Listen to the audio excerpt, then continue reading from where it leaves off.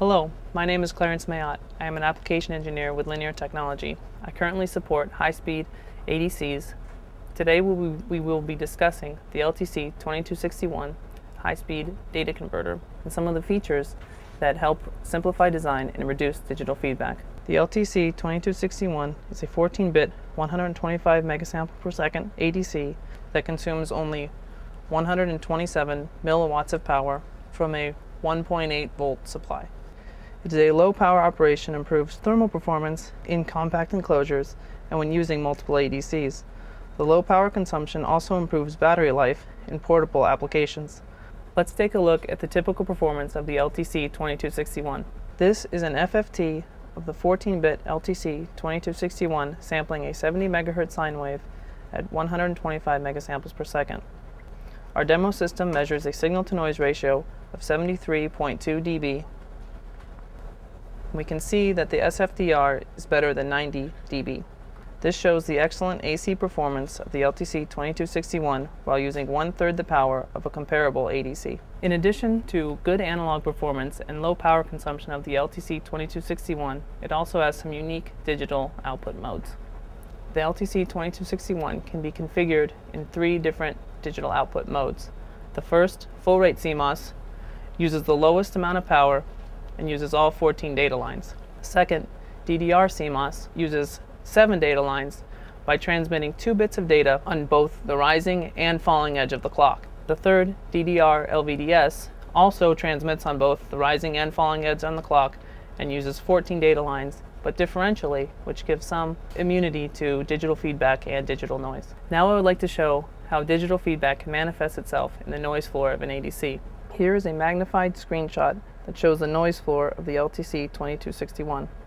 Digital feedback typically produces a shaping of the noise floor as shown.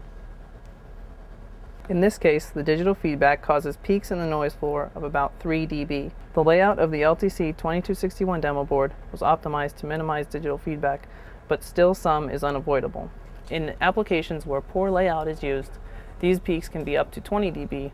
If this were a narrowband application that happened to collide with the elevated regions of the noise floor, this represents a real loss of SNR on the order of 20 dB.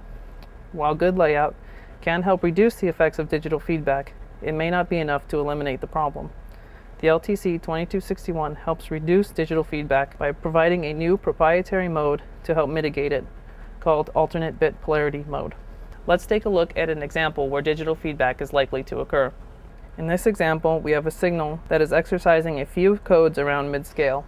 On each sample, all of the high order bits are swinging from 0 to 1, which generates large ground currents that can couple back into the analog input, maximizing digital feedback. When alternate bit polarity mode is used, every odd data line is inverted. This means that instead of 14 data lines switching between 0 and 1 together, half are switching in one direction and half are switching in the other direction. This provides a cancellation of ground currents to provide a significant reduction in digital feedback effects. To decode this data, a simple inverter would be needed to implement in the receiver on each odd data line. Here is an example of the noise floor of the LTC2261 with alternate bit polarity enabled. As you can see, the shaping of the noise floor is reduced, improving SNR and SFDR. An alternate bit polarity mode helps to reduce digital feedback, which can be critical in designs with low input signals or poor layout. In addition to alternate bit polarity mode, an optional data output randomizer is available to further reduce interference from digital outputs. Using the output randomizer and alternate bit polarity mode can significantly decrease the effects of digital feedback.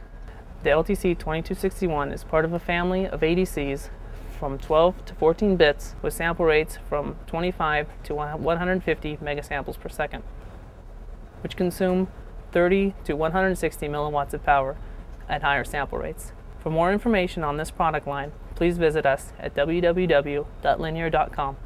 Thanks for watching.